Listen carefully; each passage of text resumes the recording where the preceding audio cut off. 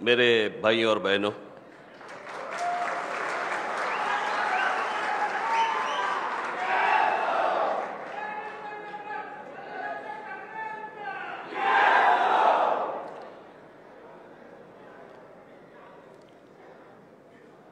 एक दिन मैं घर पे बैठा था तो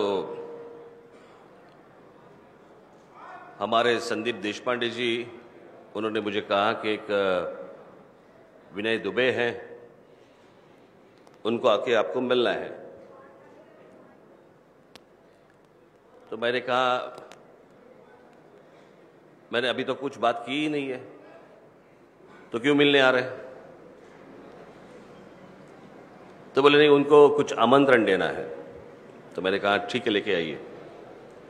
तो विनय दुबे जी और उनके सहकारी जो थे वो मेरे पास आए। उन्होंने मुझे ये कहा कि उत्तर प्रदेश बिहार के जो लोग हैं उनके बीच में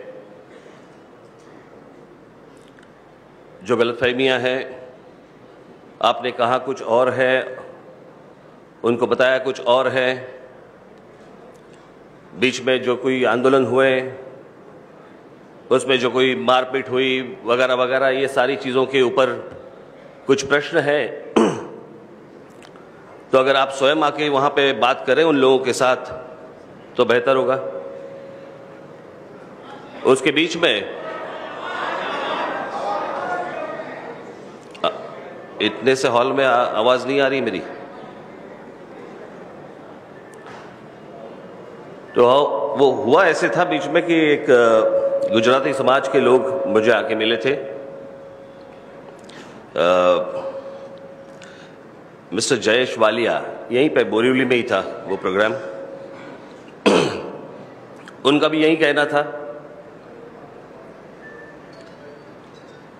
तो मैं वहाँ पे गया था। फिर उसके बाद मुझे पूना में बुलाया था, कोई गुजराती और मारवाड़ी लोग थे तो उन्होंने भी मुझे बुलाया था। तो वो सामने रखते हुए विनय दुबे जी मेरे पास आए और उन्होंने कहा कि अगर आप उत्तर भारतीयों के सामने आके आपकी बात कहें तो बेहतर होगा। मैं बोला ठीक है, मुझे क्या, मैं आता हूं।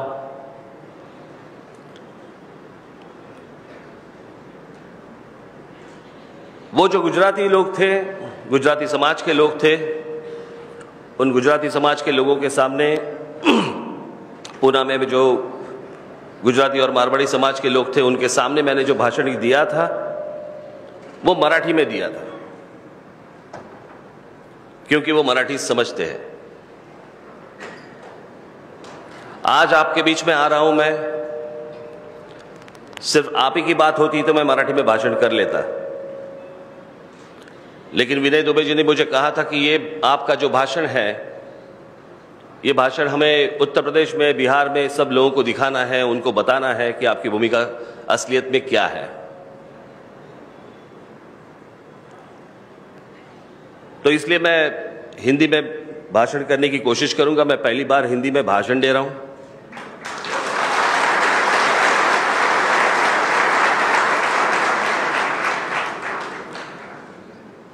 कुछ गलतफहमियां भाषा के अनुसार आपके बीच में भी होगी। जो सच है, सच तो कड़वा होता है, लेकिन मुझे लगता है कि आपको समझना चाहिए वो भी। हिंदी भाषा, यानी मैं जब स्कूल में था तो मेरी तब से मेरी हिंदी अच्छी है। मुझे पता है कि कौन से अक्षर के नीचे नुक्ता देना है।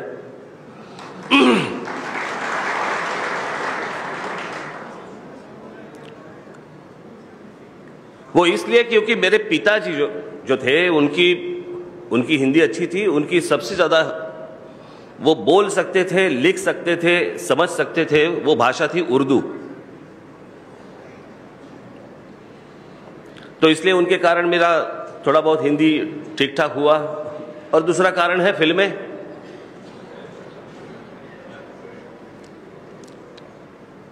हिंदी भाषा अच्छी है, बहुत सुंदर भाषा है, उसमें कोई संदेह नहीं है। लेकिन हिंदी ये राष्ट्रभाषा है, ये गलत है।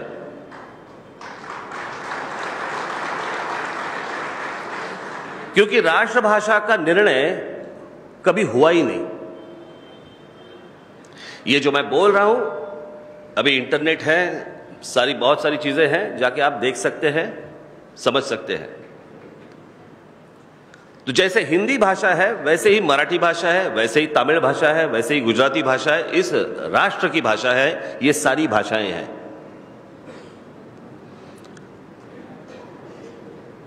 लेकिन आपके प्रदेश में आपके लोगों को कुछ मेरी बातें समझानी है, इसलिए मैं आज हिंदी में भाषण करूंगा।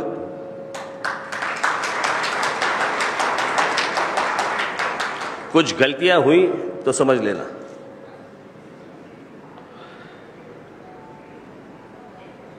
मैंने उनसे कुछ सवाल मांगे थे कि भाई आपके मन में क्या क्या सवाल है, वो एक बार मुझे लिख के दे दे, ताकि मैं उन सवालों के ऊपर मैं कुछ बात कर सकूं। जो भी कुछ सवाल आए हैं मुझे कि वो रेलवे एग्जाम के वक्त जो यहां पे हुई मारपीट हुई, जो फेरी वाले हैं उनको भी इसी चीज का सामना करना पड़ा हमारे लोगों से। मुझे लगता है कि एक पहली बार हम लोग हमारा देश समझ ले कि हमारा देश हमारी देश की घटना क्या है, हमारा देश कहता क्या है, हमारे देश के कानून क्या है, वो एक बार अगर हम लोग समझ ले तो मुझे लगता है कि बाकी चीजें समझने के लिए बहुत आसान रहेगी।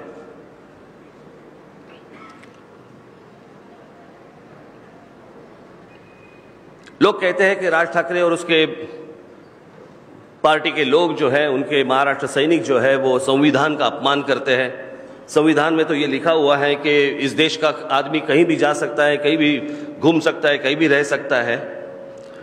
वो जो इंटरस्टेट माइग्रेशन एक्ट जो है उसके बारे में कहते हैं। मुझे लगता है कि इंटरस्टेट माइग्रेशन एक्ट किसी ने पढ़ा ही नहीं है। हम लोग बस एक हवा में बात करते हैं कि इस देश का आदमी कहीं भी जा सकता है, कहीं भी रह सकता है, कुछ भी कर सकता है। ऐसा वो नहीं कहता।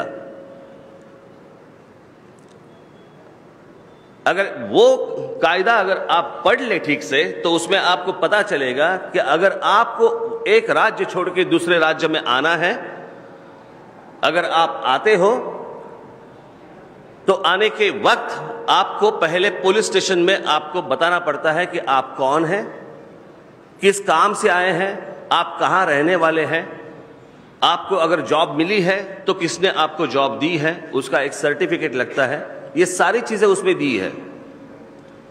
हम लोग सिर्फ एक ही बात पकड़ते हैं कि एक राज्य से निकले लोग और दूसरे राज्य में चले गए। ऐसे नहीं होता।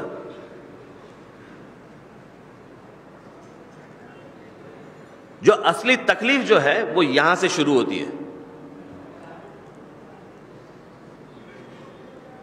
मैं जो हर वक्त कहता हूं, आज देखिए, मैं आज आपके सामने मैं क्लैरिफिकेशन देने के लिए नहीं आया हूं। मैं मेरी भूमिका जो है, जो मेरी भूमिका पहले से थी, वो सिर्फ आपको हिंदी में बताने के लिए आया हूं।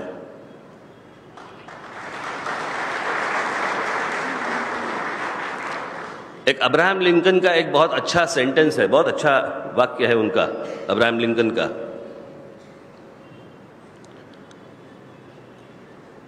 कि कभी क्लैरिफिकेशन मत देना, क्योंकि जो आपके ऊपर प्यार करते हैं वो क्लैरिफिकेशन की मांग नहीं करते, और जो आपसे नफरत करते हैं वो क्लैरिफिकेशन सुनते ही नहीं आपका।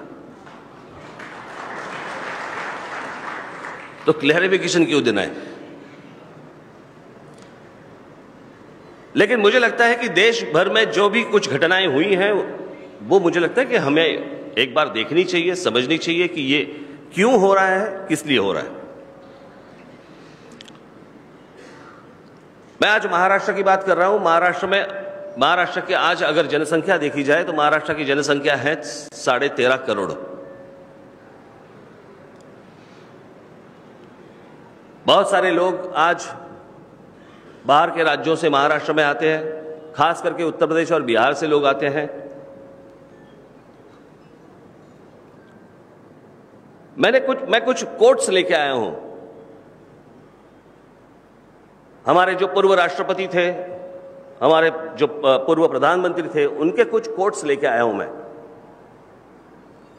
वो 2 कोट्स मैं आपके सामने में पढ़ता हूं, उससे आपको मैं क्या कहने वाला हूं या मैं क्या सोचता हूं इसका पता चल जाएगा आपको।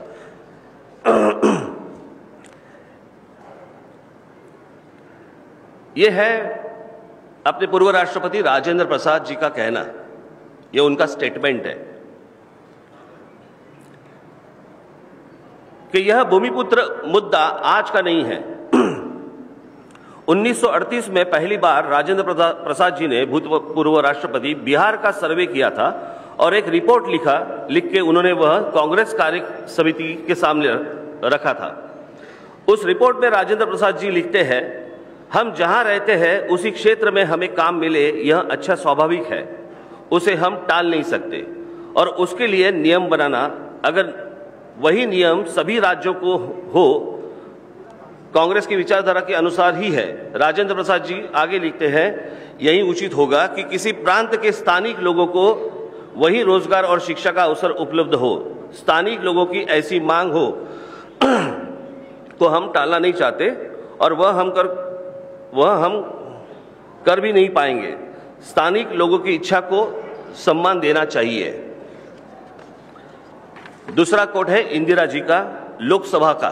लोकसभा में उन्होंने जो कहा था वो कोट है और उन्होंने कहा था कि यह सही है कि भारत का कोई भी नागरिक कहीं भी जा सकता है, काम कर सकता है, फिर भी अगर बहुत भारी संख्या में अगर बाहर के लोग काम करने हेतु आएंगे तो संघर्ष तो होगा ही, उस राज्य में संघर्ष तो होगा ही। मैं इस पे कुछ नियम बनाने के पक्ष में नहीं हूं, फिर भी इसमें कुछ संतुलन बनाना चाहिए और किसी भी हालत में स्थानीय लोग रोजगार से वंचित न हो, यह देखना चाहिए। मैं जो कहता हूं इससे अलग क्या कह रहा हूं मैं? अगर महाराष्ट्र में रोजगार उपलब्ध है तो महाराष्ट्र के जो युवक है, युवती जो है, उनको यहां पे पहला प्रेफरेंस मिलना चाहिए। इसमें कोई गलती है क्या?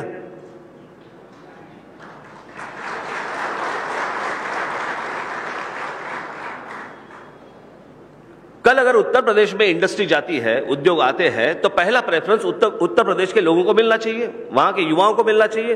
अगर बिहार में इंडस्ट्री जाती है तो पहला प्रेफरेंस उनको मिलना चाहिए। इसमें गलत क्या है?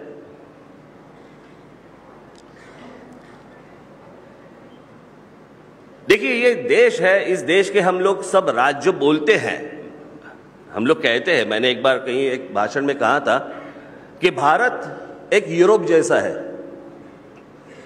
अगर हर प्रांत की भाषा देखी जाए तो अलग है, हर प्रांत का अगर पहराव देखा जाए, कपड़े अगर देखे जाए वो अलग है, संस्कृति अलग है, खाने पीने की बातें अलग है।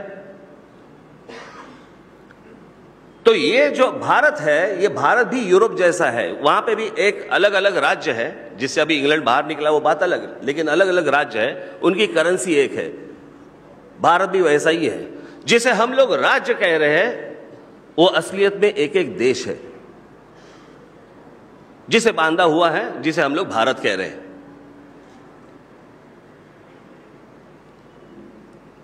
पहली गलती तो वहां पे है जहां पे उत्तर प्रदेश के राजनेता जो है वो आपके यहां पे उद्योग ना ला सके। बिहार के जो राजनेता है वो वहां पे उद्योग ना ला सके। अगर ठीक से हम लोग सोचे तो देखिए कि भारत के जितने भी प्रधानमंत्री हुए हैं उसमें से कम 70 से 80% प्रधानमंत्री उत्तर प्रदेश से है। पंडित जवाहरलाल नेहरू कॉन्स्टिट्यूंसी उनकी उत्तर प्रदेश, लाल बहादुर शास्त्री उत्तर प्रदेश, इंदिरा जी उत्तर प्रदेश, राजीव गांधी उत्तर प्रदेश, सोनिया गांधी उत्तर प्रदेश, राहुल गांधी उत्तर प्रदेश, अटल बिहारी वाजपेयी उत्तर प्रदेश, वीपी सिंह उत्तर प्रदेश, अटल बिहारी वाजपेयी उत्तर प्रदेश और नरेंद्र मोदी।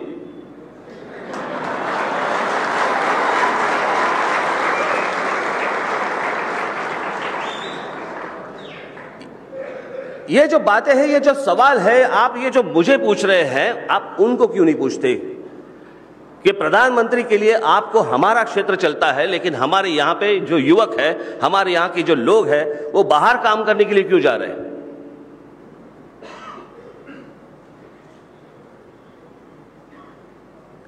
इसका किसी के पास जवाब नहीं है।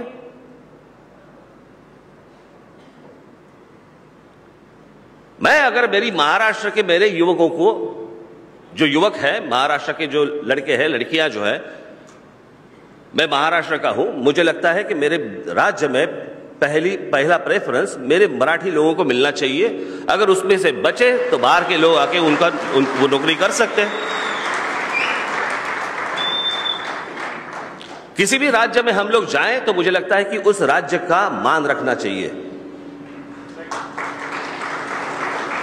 पहले उस राज्य की भाषा सीखनी चाहिए।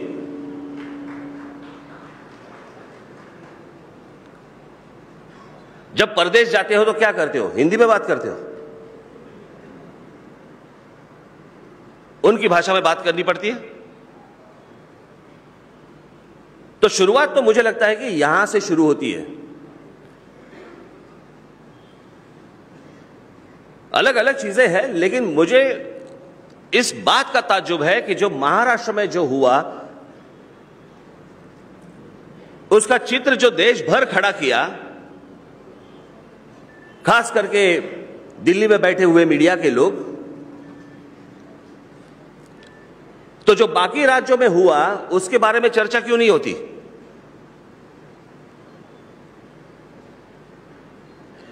आपको शायद पता नहीं होगा, लेकिन एक गोवा के मंत्री थे, आई थिंक नाइक, रवि नाइक। वहां पे बिहार से गोवा एक ट्रेन शुरू कर रहे थे, एक रेलवे शुरू कर रहे थे। तो उन्होंने एक स्टेटमेंट किया था कि हमें भिखारियों की ट्रेन यहां पे नहीं चाहिए। तब किसी को अपमान नहीं लगा, तब किसी का खून नहीं खौला, तब मीडिया वालों ने कुछ सवाल नहीं पूछे।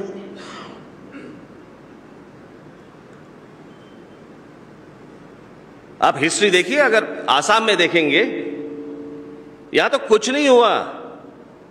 अगर आसाम में देखेंगे तो आसाम में तो बिहारियों के उनकी गर्दन काटी गई थी, उनको मार डाला था। एक बहुत बड़ा आंदोलन वहां पे आसाम में हुआ था कि बिहारियों को हटाओ, उसका भी कुछ नहीं हुआ। उसके बारे में भी कोई मीडिया के लोग, पत्रकार कोई बात करना नहीं चाहते।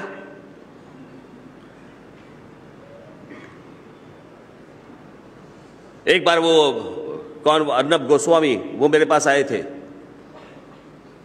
और उन्होंने शुरू कर दिया, ये उत्तर प्रदेश और बिहार के लोग जो आते हैं वगैरह वगैरह वगैरह वगैरह। मैं बोला, अर्नब एक मिनट ठहर, पहली बात मेरे को ये बता, तू तो आसामी है, तो आसाम में क्या हुआ उसका जवाब पहले तू मुझे दे, बाद में मैं तेरे को देता हूं।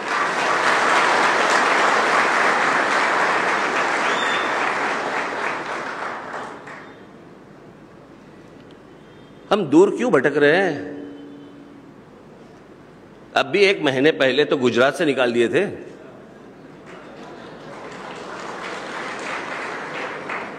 दस 15 हजार लोग तो मुंबई आ गए।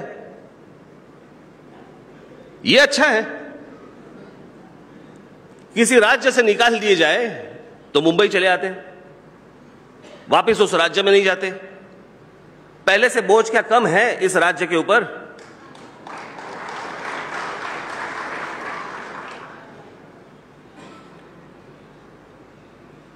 लेकिन वो सवाल कभी आप नरेंद्र मोदी को नहीं पूछेंगे। 2 दिन चली वो न्यूज, उसके बाद खत्म। मेरे बारे में कितने दिन चल रही थी? अभी भी कुछ कुछ लोगों को बीच में अटैक आ जाता है तो निकाल देते हैं। लेकिन वो गुजरात की न्यूज दबाई गई, उसका आगे कुछ नहीं हुआ। किसी वहां के मुख्यमंत्री को सवाल नहीं पूछे गए, ना नरेंद्र मोदी को, ना वो अमित शाह को, ना और किसी को सवाल नहीं पूछे गए।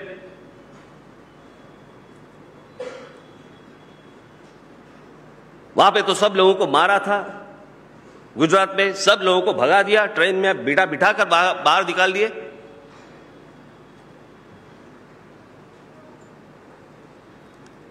अब मैं मेरे आंदोलन पे आता हूं। जहां से ये शुरुआत हुई थी वो था रेलवे का आंदोलन। महाराष्ट्र में रेलवे के जो जॉब्स थे, जो महाराष्ट्र के लोगों को मिलने चाहिए थे, उसका इश्तिहार किसी भी महाराष्ट्र के मराठी न्यूज़पेपर में कभी छपवाया नहीं, महाराष्ट्र के किसी हिंदी न्यूज़पेपर में छपवाया नहीं, किसी इंग्लिश न्यूज़पेपर में आया नहीं। महाराष्ट्र में इस तरह के जॉब्स हैं, इस तरह की नौकरियां हैं, इसके इश्तिहार कहां पे आ गए? उत्तर प्रदेश में और बिहार में। क्यों महाराष्ट्र में क्यों नहीं?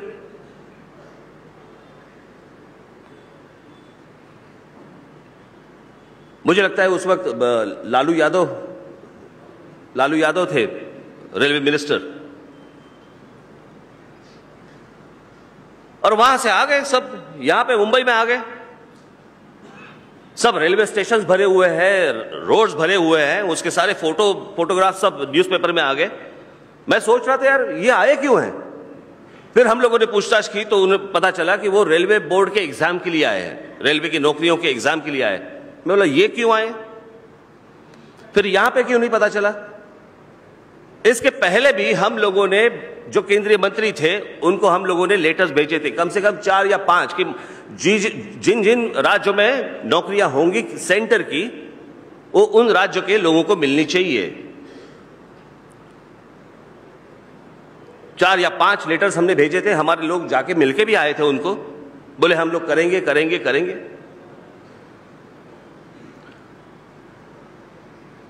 और फिर उस वक्त जो माहौल जो भड़क गया, मुझे जो कहना था कि मैंने उस वक्त कहा कि अगर इनको मिलना चाहिए, यहां पे अगर जॉब्स हैं महाराष्ट्र में, तो महाराष्ट्र के लोगों को, मराठी लोगों को, मराठी युवती जो है उनको मिलने चाहिए, इनको नहीं मिलने चाहिए। तो हमारे लोग जाके उनके साथ उन्होंने बात की कि आप यहां से अभी के अभी आप चले जाइए, यहां अगर जॉब्स है तो यहां के लोगों को मिलने चाहिए। जब ये बात करने के लिए जब हमारे लोग उनके साथ गए, तो उन्होंने जिस भाषा का प्रयोग किया, वो अगर भाषा का प्रयोग अगर आप सुनते, आप भी खौल उठते। जो यहां पे आए थे वो अगर उस भाषा का प्रयोग करेंगे तो आपको क्या लगता है हमारे लोग के हाथ पे हाथ रख के बैठेंगे?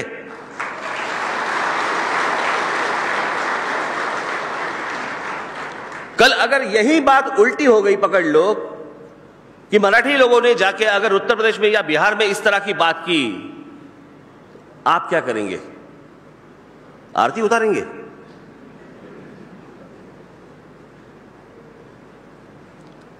संघर्ष तो वहां से शुरू हुआ, और उसके बाद जब ममता बनर्जी जब रेलवे मंत्री बनी, उनके पास भी हमारा लेटर गया, और पहली दफा ममता बनर्जी जो रेलवे मंत्री थी, उन्होंने ये आदेश निकाला कि जिस राज्य में नौकरियां हैं उस राज्य के लोगों को वहां पे नौकरी मिलनी चाहिए, और अगर वहां पे जो एग्जाम्स होते हैं वो भी उस राज्य के राजभाषा की तरह होनी चाहिए, उसी लैंग्वेज में होनी चाहिए। अब मुझे एक बात बताइए कि यही बात मैंने लेटर में लिखी थी, अगर एक पत्र से समझ में नहीं आता तो संघर्ष तो होगा ही, वो तो अटल है, उसका कुछ नहीं हो सकता। मुझे तो सिर्फ सवाल पूछने हैं आप लोगों को, उत्तर प्रदेश के और बिहार के लोगों को मुझे सवाल पूछने हैं। आपके यहां के राजनेता कुछ नहीं करते, आप बाहर जाते हैं, बाहर जाके आपको इस संघर्ष का सामना करना पड़ता है। आपको नहीं लगता कि आप हर जगह जाके अपमानित होते?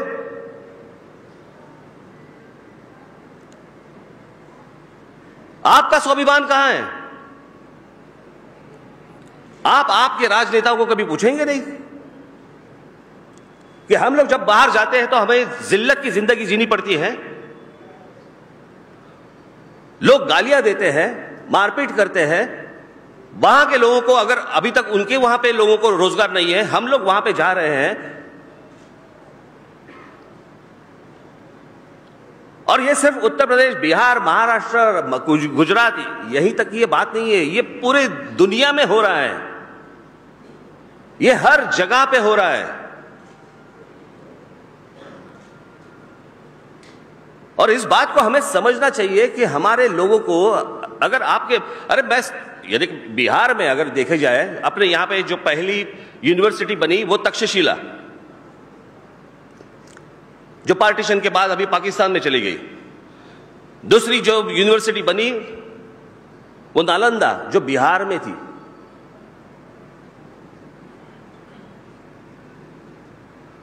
तीसरी यूनिवर्सिटी बनी वो थी 1200 में, 1290 या कहीं उस वक्त, ऑक्सफोर्ड।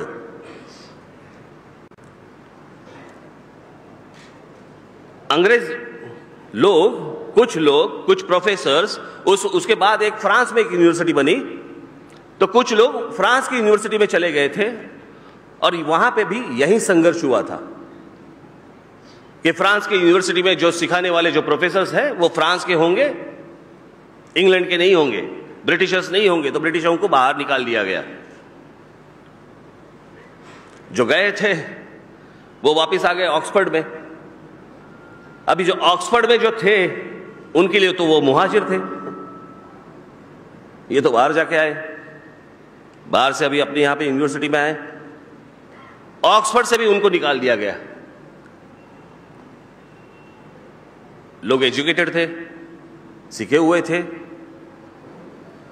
तो उनको पता चला, तो वो बाहर निकले, और बाहर निकलने के बाद उन्होंने एक यूनिवर्सिटी खोली जिसका नाम है कैम्ब्रिज यूनिवर्सिटी। मैं ये आपको क्यों कह रहा हूं, क्योंकि ये आज से नहीं, ये सालों सालों से चल रहा है, ये हर जगह चल रहा है कि अगर मेरे बच्चे, अगर मेरे यहां पे लोग अगर भूखे रहेंगे, उनके हाथ को काम नहीं मिलेगा, उनको नौकरियां नहीं मिलेंगी, और वो देख रहे हैं कि बाहर के आके लोग यहां पे अगर बस रहे हैं और काम कर रहे हैं। इन्होंने मुझे किसी ने इसमें सवाल किए हैं कि जो उत्तर प्रदेश से लोग आते हैं, बिहार से लोग आते हैं, वो सब्जियां बेचते हैं, तरकारी बेचते हैं, वॉचमैन बनते हैं, कम सैलरी में वो काम करते हैं, मराठी लोग काम करते हैं क्या? आइए मेरे साथ, मैं दिखाता हूं आपको।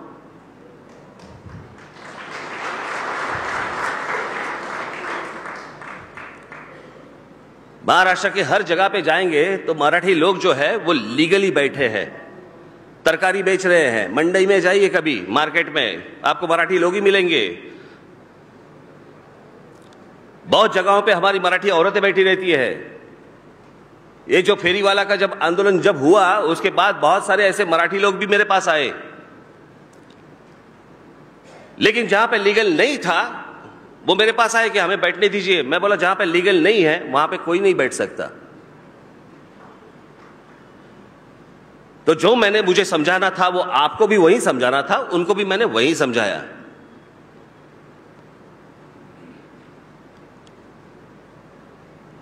और फेरी वाला के आंदोलन में भी यही हुआ था कि हमारे लोग जब उनको समझाने के लिए गए, बताने के लिए जब गए, उन्होंने जो भाषा का प्रयोग किया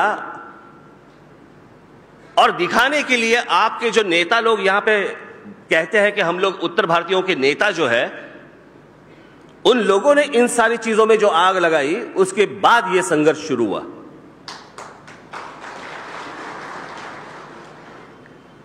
मुझे लगता है एक बार अगर आप अपने भी गिरेबान में झांक कर देखेंगे कि क्या हो रहा है, तो मुझे लगता है कि यह संघर्ष का कोई मतलब ही नहीं है।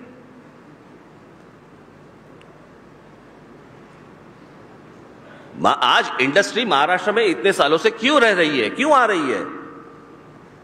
क्योंकि यहां के मराठी लोगों ने, जो सुसंस्कृत मराठी जो लोग हैं, उन लोगों ने यहां की जो भूमि तैयार की, उसकी वजह से बाहर की बहुत सारी इंडस्ट्री महाराष्ट्र में आ रही है।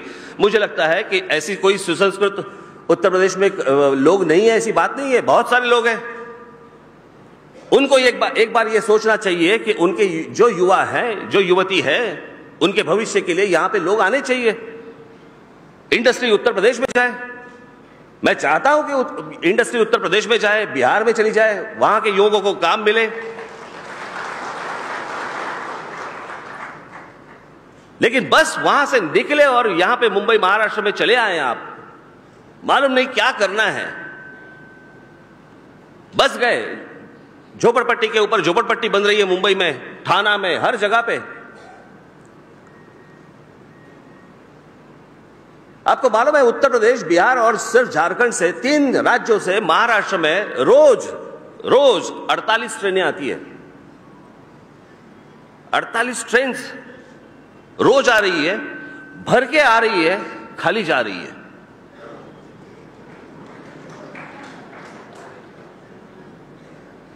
एक शहर होता है, एक राज्य होती है, उसकी एक कैपेसिटी होती है, उसकी एक क्षमता होती है। उस क्षमता के बाहर अगर लोग सिर्फ आते रहेंगे तो जो रह रहे हैं पहले से वो कहां जाएंगे? जैसे मराठी लोगों का तो है ही महाराष्ट्र, लेकिन इस महाराष्ट्र में रहने वाले ऐसे बहुत सारे 3 जनरेशन 4 जनरेशन ऐसे उत्तर प्रदेश के भी लोग हैं, बिहार के भी लोग हैं, गुजराती भी है, मारवाड़ी भी है, 4-4 5-5 जनरेशन यहां पे रह रहे हैं। वो समझ सकते हैं मैं क्या बोल रहा हूं। आज इन शहरों की जो हालत बनी हुई है, लोगों को स्कूल में एडमिशंस नहीं मिल रहे, कॉलेज में एडमिशंस नहीं मिल रहे, लोगों को फुटपाथ पर चलने के लिए उनको फुटपाथ नहीं मिल रहे हैं। सिर्फ शहरों की आबादी बढ़ती जा रही है, रोड्स कम पड़ रहे हैं, ट्रैफिक बढ़ रहा है, और सबसे बड़ी बात, जो बाहर से जितने लोग आए हैं, यहां पे आज इतनी पुलिस यहां पे आई हुई है, कभी एक बार उनको जाके पूछ लीजिए, महाराष्ट्र पुलिस को जाके पूछ लीजिए, आपका सबसे ज्यादा समय कहां पे जाता है? जो महाराष्ट्र में जो क्रिमिनल एक्टिविटी जो हो रही है, जो क्राइम हो रहा है, जो गुनाह हो रहे हैं, वो सबसे ज्यादा अगर वो इन्वेस्टिगेशन उनका चल रहा है तो वो उत्तर प्रदेश, बिहार, झारखंड और बांग्लादेश की बॉर्डर पे चल रहा है। यहां पे क्राइम करते हैं और वहां पे चले जाते हैं।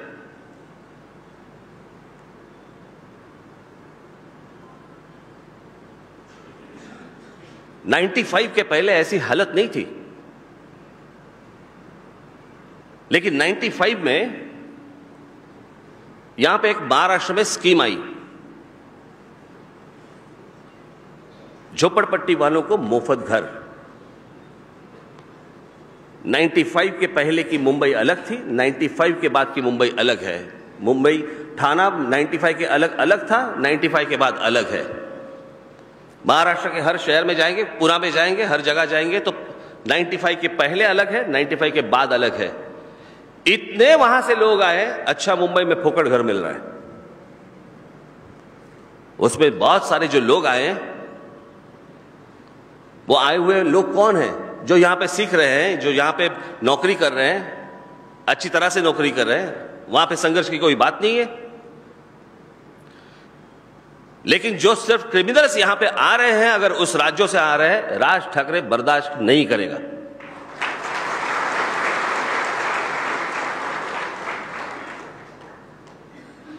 हमारी मां बहनों की इज्जत कोई चौराहे पे नहीं रखी नहीं है हमने,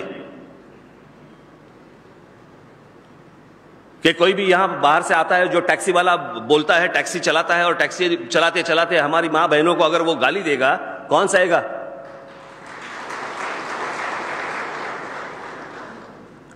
आज महाराष्ट्र में जो मुसलमान रहते हैं, जो महाराष्ट्र के मराठी मुसलमान हैं, जो आप देखिए बहुत सारे इलाकों में रहते हैं, दंगे वहां पे कभी नहीं होते। जो बाहर से आए हुए जो मुसलमान हैं, बाहर के राज्यों से आए हुए मुसलमान हैं, दंगे वहां पे होते हैं। मुझे याद है एक बार आजाद मैदान पे एक मोर्चा निकाला गया था, कौन होते थे?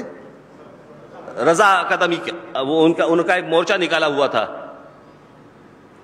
मैंने जब बाद में पूछताछ की मैंने पुलिस से, तो सब उसमें से कम 98% जो मुस्लिम्स थे आए हुए, जिन्होंने मीडिया की वैन जलाए थे, पत्रकारों के यहां पे मारा था, यहां के पुलिस को मारा था। पुलिस जो महिलाएं हमारी जो बहनें हैं, उनके इज्जत पे हाथ डाला था। जो भी लोग थे वो बाहर के लोग थे। आपको क्या लगता है वो हम लोग से हैं?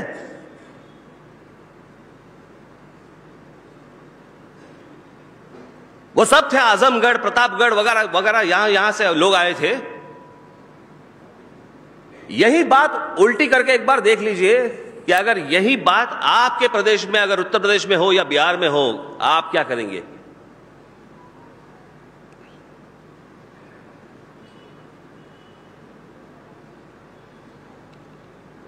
मुझे लगता है कि आपको भी इस बात पे सोचना चाहिए।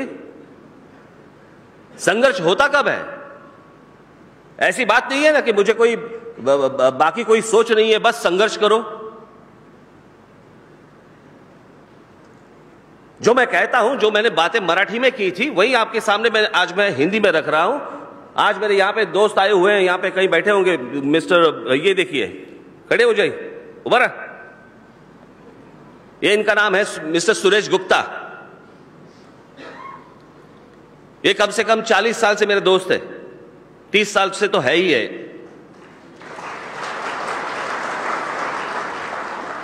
अगर हर जगह मैं नफरत की आंखों से देखता, ये क्या दोस्त रहते क्या मेरे?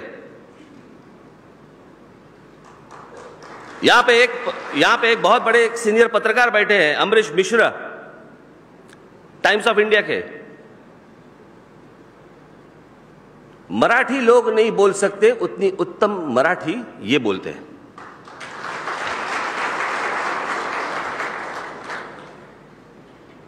मेरे पार्टी के उपाध्यक्ष वागीश सारस्वत किधर है? ये देखिए, क्या रहते क्या वो मेरे साथ?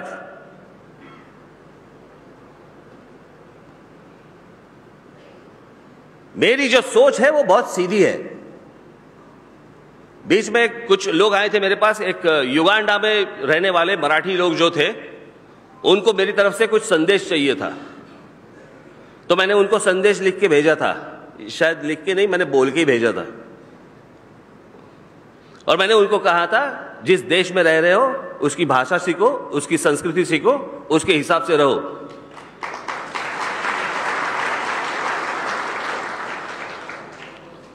आप जिस प्रदेश में जा रहे हो उस प्रदेश की भाषा आपको सीखनी चाहिए, उस प्रदेश के लोगों का आपको सम्मान रखना चाहिए। और यहां पे अभी इतनी भीड़ हुई है कि आपके लोगों को अभी बताना चाहिए कि भाई साहब अभी मत आना।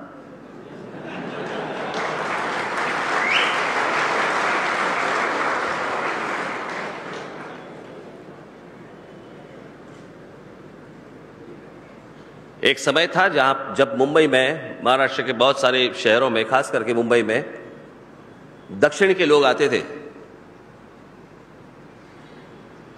60 के दशक में उस वक्त दक्षिणात्यों के खिलाफ वहां पे उस वक्त संघर्ष हुआ था मुंबई में। आहिस्ते आहिस्ते दक्षिण भारत में, तमिलनाडु में, आंध्र प्रदेश में, केरला में, कर्नाटक नहीं लेकिन केरला में, हर जगह पे वहां पे उद्योग आने लगे, इंडस्ट्री आने लगी, वहां के लोगों को काम मिलने लगे।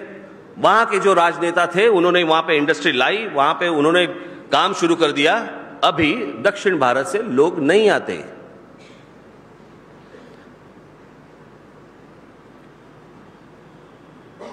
मैं आपकी सोच समझ सकता हूं कि हमें वहां पे काम नहीं मिलता, इसलिए हम लोग दर दर भटकते हैं। लेकिन जिस महाराष्ट्र में आ रहे हैं वहां पे भी लाखों युवक, आज उनको भी हाथ को काम नहीं है। हमारे अगर विदर्भ में जाएंगे, हमारे मराठवाड़ा में जाएंगे, हमारे पश्चिम महाराष्ट्र में जाएंगे, हमारे कोंकण में जाइए, बहुत सारे ऐसे युवक हैं जिनको मालूम ही नहीं है कि काम कहां पे है।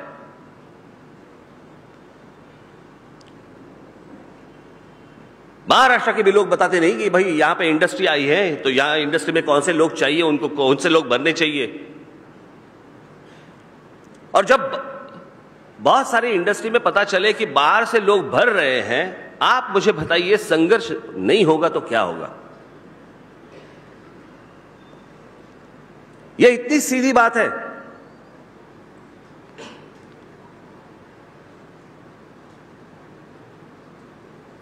मीडिया के लोग, मुझे याद है, वो मेरा भाषण चल रहा था, मैं मराठी में भाषण दे रहा था। एक यहीं का एक रिपोर्टर था, ये जो उसने मुझे बताया, और उसने कहा कि हमारे जो एंकर जो दिल्ली में थी, वहां पे कुछ गलत दिखा रहे थे। जो मैं भाषण कर रहा हूं, मैं बता रहा हूं, वो दिखा नहीं रहे थे। यानी वो लिखते हैं ना भाषण में मैं क्या बोल रहा हूं, वो जो लिखते हैं वो कुछ गलत लिख रहे थे। तो यहां के वो रिपोर्टर ने उनको फोन करके बोला कि आप जो दिखा रहे हैं वो गलत है, राज ठाकरे ऐसे भाषण नहीं बोल रहे, वो जो बोल रहे हैं वो अलग है, आप दिखा रहे हैं अलग। तो उस लड़की ने उस रिपोर्टर को कहा कि शट अप, तुम तुम्हारा काम करो, हम हमारा काम करेंगे। मतलब क्या है इसका?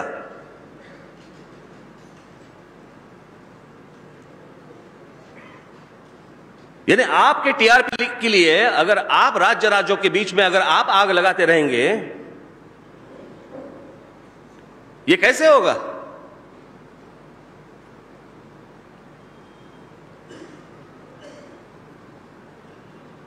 ये बात मुझे लगता है कि आपको समझ लेनी चाहिए। एक डोमिसाइल सर्टिफिकेट होता है, मुझे लगता है कि हर राज्य में डोमिसाइल सर्टिफिकेट जो होता है उसका प्रारंभ होना चाहिए। कुछ कायदे जो बने हैं उस वक्त के हालात अलग थे, आज के हालात अलग हैं। बहुत सारे ऐसे कायदे जो है वो बनने चाहिए।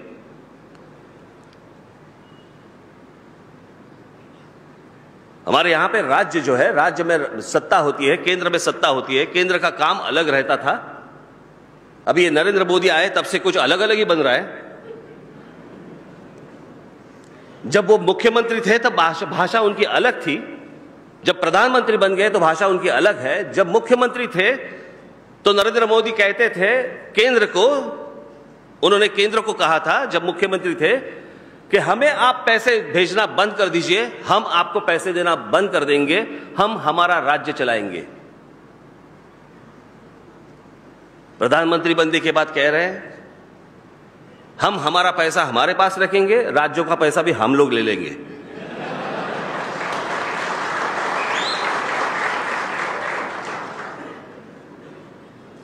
आपको मैं जरूर बताना चाहता हूं कि ये क्या हालत है। आपके प्रदेश उत्तर प्रदेश, बिहार, इन्हें क्या मिलता है?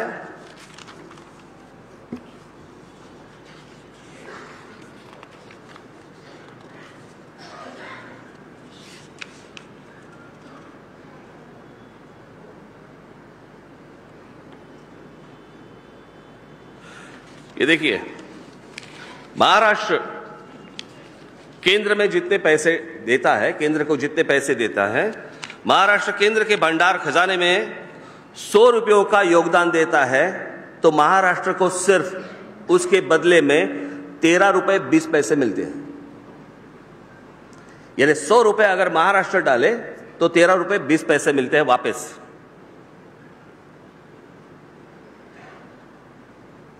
लेकिन बिहार जब 100 रुपया देते हैं तब उन्हें विकास के लिए 139 रुपए मिलते हैं।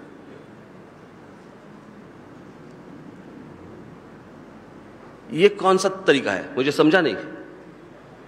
जो स्टेट काम कर रहा है, जो पैसे खड़े कर रहा है, जो पैसे केंद्र को दे रहा है, उनको 13 रुपए, 100 में से 13 रुपया। और जहां पे इंडस्ट्री नहीं है, जहां से लोग उठ के बाहर जा रहे हैं, दूसरे राज्यों में जा रहे हैं, काम के लिए जा रहे हैं, तो वहां के राजनेता कुछ काम नहीं कर रहे, तो उनकी यहां पे 100 रुपए में उनको 139 पैसे रुपए मिल रहे। यानी पैसे के पैसे खा रहे हैं, काम कुछ नहीं कर रहे हैं, उद्योग नहीं ला रहे हैं, लोगों को रोक नहीं रहे हैं, बाहर जा रहे हैं, अपमानित हो रहे हैं। ये कौन सा तरीका है भाई? ये कौन सा जीना है?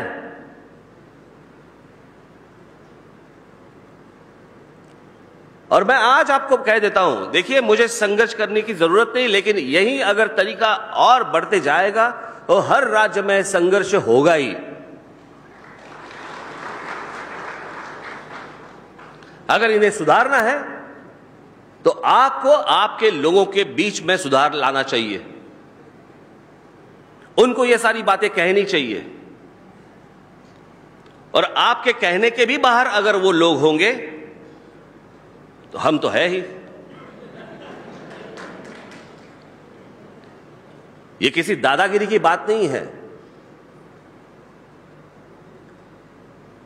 लेकिन मुझे लगता है कि हर राज्य बड़ा हो, उद्योग में बड़ा हो, बाकी सारी चीजों में बड़ा हो, और हर राज्य के बीच में एक हेल्दी कंपटीशन हो।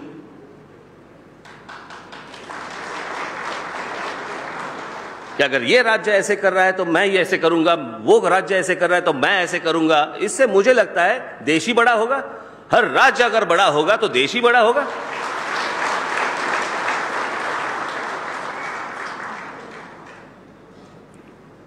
यही बात मैं आज तक कहते आया हूं, अब समझी?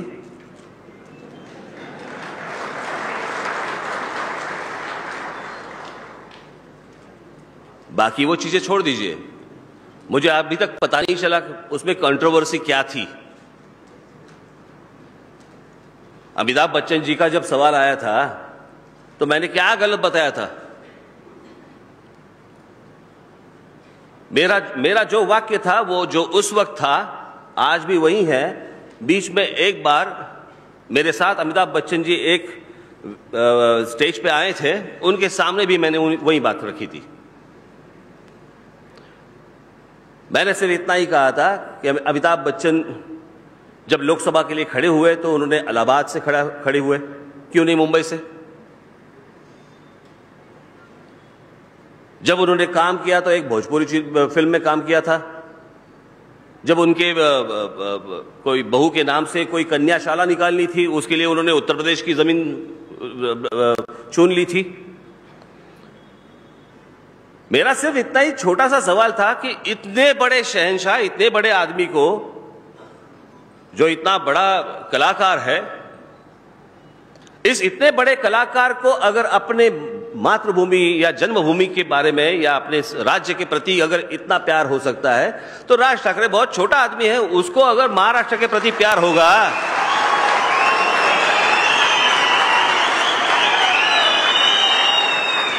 तो उसमें गलत क्या है?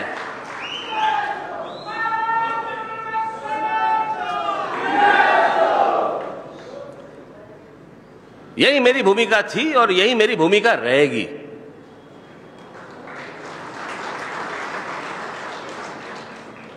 बात किसी से नफरत करने की नहीं है, लेकिन किसी से नफरत करने की नौबत भी ना आ जाए, ये मैं चाहता हूं।